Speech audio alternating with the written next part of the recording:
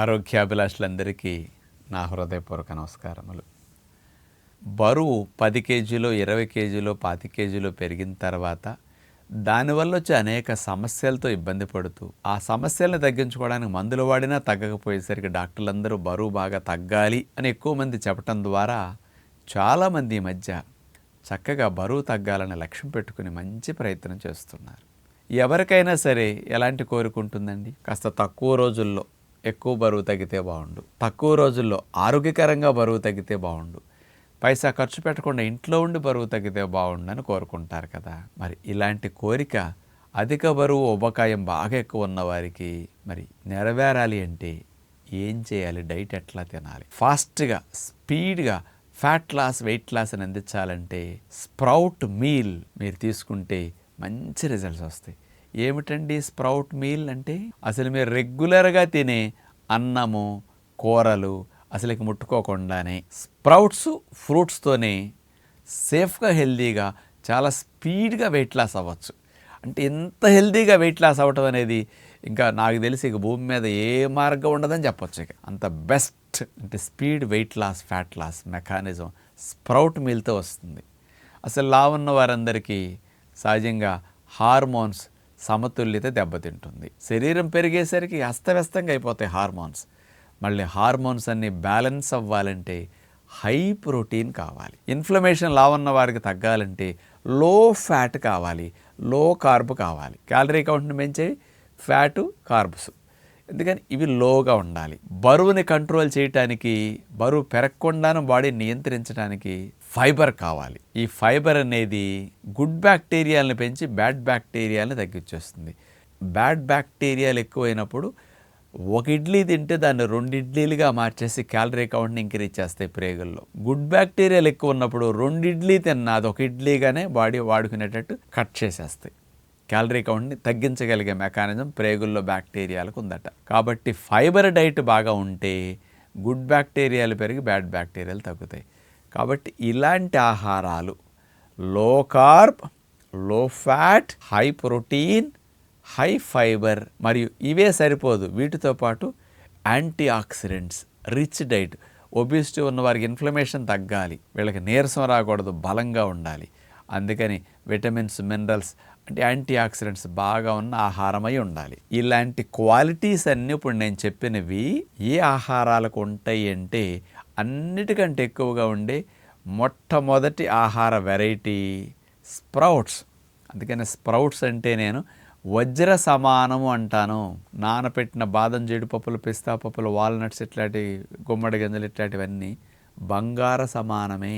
అవి మొలకలు లేవు కాబట్టి బంగార సమానం. గింజకు మొలకొచ్చిందా 2 రోజులు ఎంత పొడవుగా అది బంగార సమానం నుంచి వజ్ర సమానం అయిపోతుంది. అందుకని స్ప్రౌటింగ్ చేస్తే ఏం బెనిఫిట్టో తెలుసండి? స్ప్రౌటింగ్ చేస్తే ఆ విత్తనాల్లో ఎంజైమ్స్ యాక్షన్ బాగా పెరుగుతుంది. అలాగే స్ప్రౌటింగ్ చేస్తే nutrients, vitamins, minerals, antioxidants బాగా పెరుగుతాయి. డైజెషన్ ఈజీగా ఉంటుంది, గ్యాస్ ప్రొడక్షన్ కొంచెం తగ్గుతుంది. ఇలాంటి బెనిఫిట్స్ స్ప్రౌట్స్కి వస్తాయి. అందుకని 2 ఎండి గింజల్లో ఉండే పోషకాలు మొలకొచ్చేసరికి 1 గింజలోనే 2 గింజల ఫలితం పెరిగిపోతుంది అనమాట. రూపాయి 2 రూపాయలు అయినట్టుగా మీ లోపల పోషకాలు బాగా వెళ్ళేటట్టు స్ప్రౌట్స్ తయారవుతాయి అన్నమాట. అందుకని ఏ ఆహారంలోనూ ఇంత పోషకాలు ఎక్కువ ఉండవు, ఏ ఆహారంలోనూ ఎక్కువ ప్రోటీన్ ఉండదు. కానీ విత్తనాల్లో ఉన్నట్టు ఉండదు. 25% ప్రోటీన్, కొన్ని ధాన్యాల్లో అయితే 10% 12% ప్రోటీన్ ఉంటుంది. కానీ అట్లాంటి విత్తనాలని స్ప్రౌటింగ్ చేసామంటే క్యాలరీ కౌంట్ పెరగదు, న్యూట్రిషన్ పెరిగిపోతుంది. అందుకని స్ప్రౌట్ మీల్ తప్పనిసరిగా తింటే మంచిదని నేను చెప్తాను. మీరు ఒక 2 నెలలు 3 నెలలు బాగా వెయిట్ లాస్ అవ్వాలని టార్గెట్ పెట్టుకున్నారు. అలాంటప్పుడు ఎలా తినాలో తెలుసండి? ఉదయం పూట 9:30 10కి ఒక గ్లాసు వెజిటబుల్ జ్యూస్ తాగండి.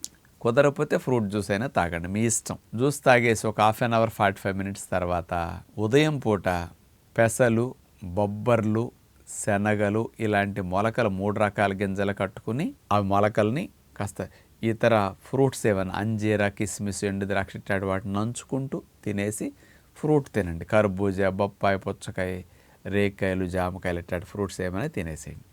స్ప్రౌట్ మీల్ 25% ప్రోటీన్, 350 శక్తి దగ్గర అందించే గింజల్ని స్ప్రౌటింగ్ చేసుకుని మనం తింటున్నాం. అన్నీ కలిపి ఒక 100 గ్రాముల గింజల్ని తీసుకుని 3 రకాలు మూట కట్టామనుకోండి, మొలకలు వచ్చేసరికి 250 గ్రాముల దాకా, పావు కేజీ పైన ఇవి వస్తాయి. అవి తినేసేసి ఫ్రూట్స్ తినేస్తారు. ఇలా మార్నింగ్ బ్రేక్ఫాస్ట్గా బ్రంచ్ లాగా తినేసేసేయండి. సాయంకాలం 4 దాకా మళ్ళీ గ్యాప్ ఇచ్చి నీళ్లు తాగుతూ ఉంటాం. అప్పుడో గ్లాస్, అప్పుడో గ్లాస్, అప్పుడో గ్లాస్. ఈవినింగ్ 4 o'clockకి ఏవైనా జ్యూస్ తాగొచ్చు, కొబ్బరి నీళ్ళు, చెరుకు రసం, పళ్ళ రసం ఏదైనా. అలా తీసుకుని 5 to 6 మరో రకమైన స్ప్రౌట్ మీల్ తింటే మంచిది. ఇది స్పెషల్గా మీకు ఉపయోగపడే స్ప్రౌట్స్. అవేంటో తెలుసండి? గోధుమల మొలకలు, రాగుల మొలకలు, సజ్జల మొలకలు, కీన్వా మొలకలు, ఇట్లాంటివి ఏమైనా పెట్టుకోవచ్చు. ఇందులో రాగుల మొలకలు మీకు గట్టిగా ఉంటాయి వద్దంటే మానేసి 3 రకాలు పెట్టుకోండి. అట్లాగే మీరు మెంతుల మొలకలు కూడా కొన్ని పెట్టుకోవచ్చు అనమాట.